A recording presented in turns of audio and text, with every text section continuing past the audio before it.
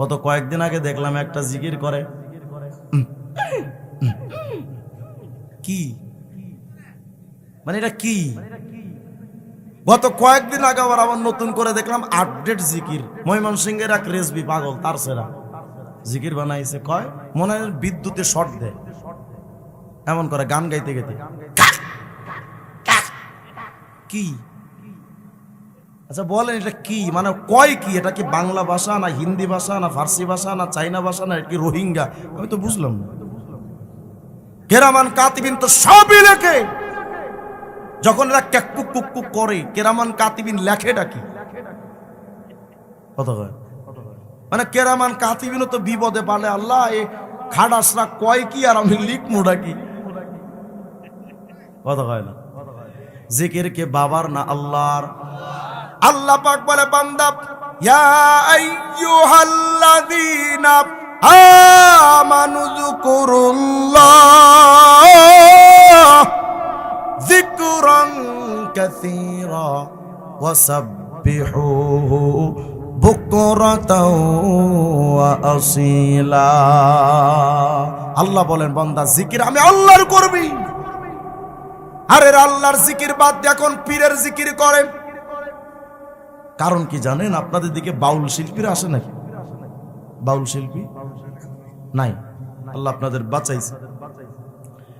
এরা এদের বইয়ের মধ্যে আরেক ভণ্ড আছে এদিকে মাইজ ভান্ডারি। মোবাইল যদি থাকে তো মোবাইল খুলেন, লিখবেন পিডিএফ, এর আগে লিখবেন বেলায়েতে মুতলাকা, গুগলে লিখবেন বেলায়েতে মুতলাকা, পাশে পিডিএফ দেখবেন মাইজ ভান্ডারি পীরের একটা বই আসছে, নাম তার বেলায়েতে মুতলাকা। আর একটা বই আছে রত্ন ভান্ডার। ভান্ডারি হারামিরা তাদের বইয়ের মধ্যে লিখেছে যিনি পীর সেই তো খোদা, সেই তো রসুল। মুসলমান না বেঈমান? মুসলমানের জন্য তার আল্লাহর জিকির বাদ দেয়া বাবার জিকির করে।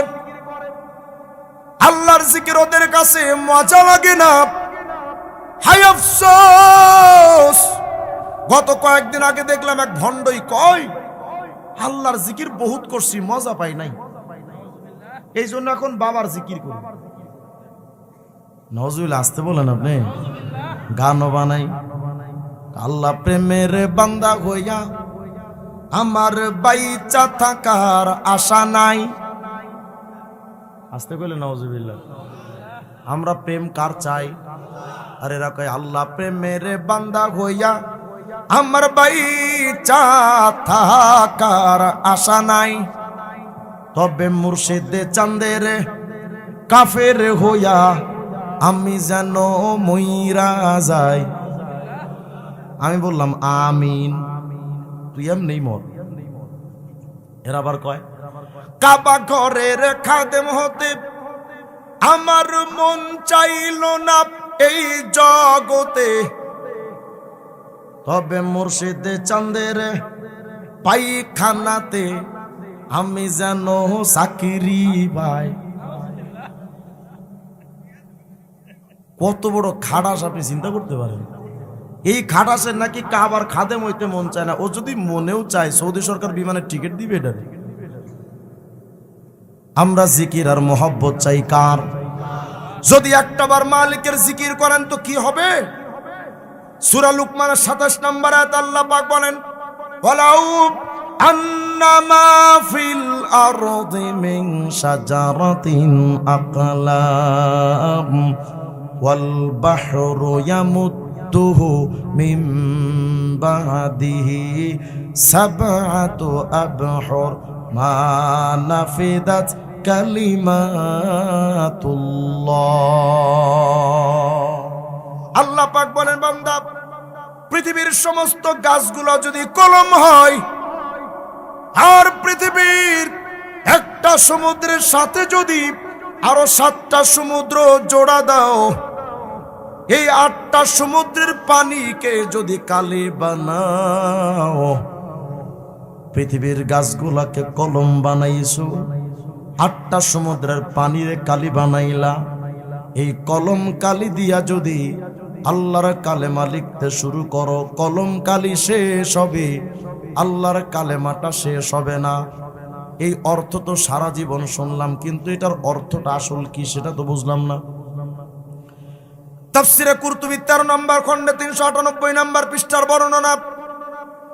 এই আয়াতের তাফসিরে হযরত ইকরামা বলেন, লানাফিদাল বাহরু ক্বাবলা আই ইয়ানফাদা সাওয়াবু মান ক্বালা লা ইলাহা ইল্লাল্লাহ।